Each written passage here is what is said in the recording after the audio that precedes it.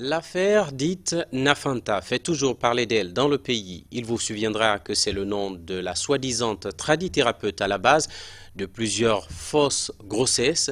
Plus de 300 femmes sont concernées par cette folle histoire. Aujourd'hui, après des examens médicaux, il s'avère qu'aucune n'est en état de famille, mais plus grave encore, ce sont des complications médicales auxquelles elles vont devoir faire face. Complément d'enquête, Hadia Toubari. Apparemment, ces femmes affichent toutes des signes de femmes enceintes, ventre ballonné et seins bombés. Ces femmes sont victimes du traitement à l'indigénat de Nafanta. Elles traînent depuis 2 ans dans cet état.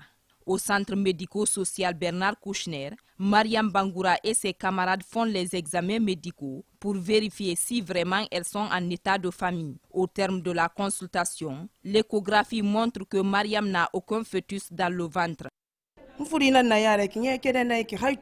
Cela fait 1 an que je suis supposée être enceinte. Mais aujourd'hui, les médecins disent que je n'ai pas d'enfant dans le ventre. Je demande donc à l'État de me venir en aide afin de retrouver ma santé. Référé par le secrétariat général chargé des services spéciaux, de la lutte contre la drogue et le crime organisé, ces femmes affluent chaque jour le centre médico-social Bernard Kouchner pour des consultations. Sur 300 femmes échographiées, aucune d'entre elles ne porte une grossesse selon les résultats des examens. Par contre, les examens révèlent l'évolution des kystes et des fibromes. Et il y en a qui ont des utérus polymyémateux, c'est-à-dire au lieu de 1 et 2 fibromes, elles ont peut-être 4 fibromes ou 5 fibromes ou un grand fibrome au niveau du ventre. Donc ces femmes, au départ, il y avait vraiment, c'était confus. Elles étaient sûres, conscientes qu'elles sont enceintes. Donc ces femmes, c'est une autre catégorie de femmes qui doivent être prises en charge pour être opérées. En plus des poudres magiques comme celle-ci et des décoctions données à ces femmes, elles étaient aussi soumises à la prise de médicaments pharmaceutiques. Des carnets de grossesse et ordonnances médicales fournis par un personnel de santé complice à la tradithérapeute sont saisis par les agents de santé et de prévention des services spéciaux de la lutte contre la drogue et le crime organisé. Ce qui du coup entraîne d'autres complications génitales chez ces porteuses de fausses grossesses. C'est-à-dire, il y a dans certaines situations où d'autres sont obligés de les enlever l'utérus parce que ça ne sert à rien maintenant.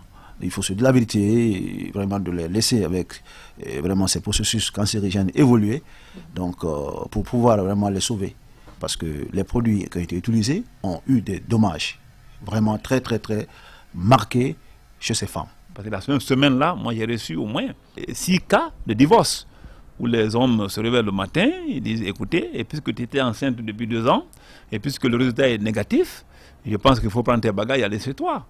À ce jour, environ 400 femmes ayant l'abdomen ballonné suite au traitement de Nafanta Camara sont enregistrées par le service de santé et prévention des services spéciaux de la lutte contre la drogue et le crime organisé. Selon les investigations, près de 500 autres femmes sont dans cette situation déplorable de fausse grossesse à long terme. Au dire des spécialistes, elles sont toutes menacées par de graves pathologies qui pourraient être à la base d'une éventuelle infertilité.